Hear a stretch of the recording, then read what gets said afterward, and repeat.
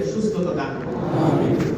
আমরা যেন নিরাপদে সুস্থ শরীর নিয়ে যেন আল্লাহ তাআলা আমাদের মা বাবা সন্তানদের কাছে যেন আল্লাহ তাআলা আমাদেরকে যাওয়ার তৌফিক দেয়, সেই সিহাত সেই আফিয়াত আল্লাহ তাআলা আমাদের সকলকে দান করুন বলে আমিন। আমরা এখনই দোয়া করব ইনশাআল্লাহ। দুরূদ শরীফ পড়ি। আল্লাহুম্মা সাল্লি আলা মুহাম্মাদ ওয়া আলা। আপনাদের কাছে অনুরোধ, কখনো মা বাবার মনে কষ্ট দিবেন না। বাংলাদেশে যত জায়গায় ওয়াজে যায় অনেক বাবারা এসে হাত তুলে বলে, হুজুর আমার সন্তানটা বিদেশে, আমার সন্তানের জন্য একটু দোয়া করুন। মা বাবা আল্লাহ তাআলার পক্ষ থেকে যে আমাদের জন্য কত বড় নিয়ামত, কত বড় নিয়ামত। আপনি যখন প্রবাসী অসুস্থ হয়ে যান, কেউ না জানলে আগে মা জানে। মা খায় না, মা রাস্তা রাস্তায় ঘুরে আর শুধু সন্তানের কথা বলে। যাদের মা বাবা বেঁচে আছে অনেক বড় নিয়ামত। যাদের মা বাবা বেঁচে আছে তাদের পৃথিবীতে আর কারো কাছে দোয়া চাওয়া দরকার নেই, শুধু মা বাবা দোয়া করলেই যথেষ্ট।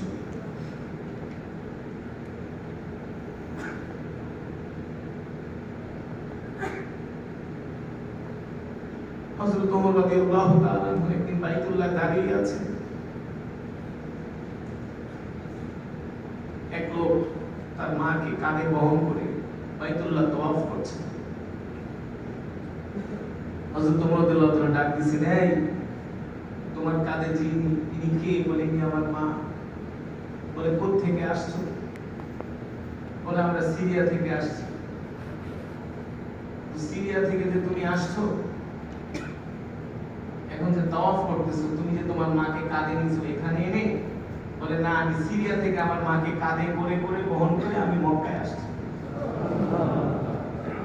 এই কথা বলার পরে যুবক বলে, ওমর আপনি বলেন, আমি সিরিয়া থেকে আমি আমার মাকে কাঁধে বহন করে মক্কা পর্যন্ত এসে আমার মাকে তাওয়াফ করাচ্ছি। এই যে আমি আমার মায়ের জন্য এত কষ্ট করছি, আমি কি আমার মায়ের হক আদায় করতে পেরেছি? ওমর ইবনুল খাত্তাব রাদিয়াল্লাহু তাআলা চোখের পানি ছেড়ে দিয়ে বলেন, না, এখনো তুমি তোমার মায়ের হক আদায় করতে পারো নাই। কারণ তোমাকে জন্ম দেওয়ার সময় তুমি তোমার মায়ের কলিজার ভিতরে যে একটা লাঠি মেরেছো, ওই লাঠির দ্বারা তোমার মা যে কষ্ট পেয়েছে, ব্যথা পেয়েছে, তুমি যদি তোমার শরীরের চামড়া খুলেও যদি জুতা বানিয়ে তোমার মায়ের পায়ে পরিয়ে দাও, তারপরেও তুমি সেই কষ্ট কোনোদিন দূর করতে পারবে না, মায়ের ঋণ শোধ করতে পারবে না।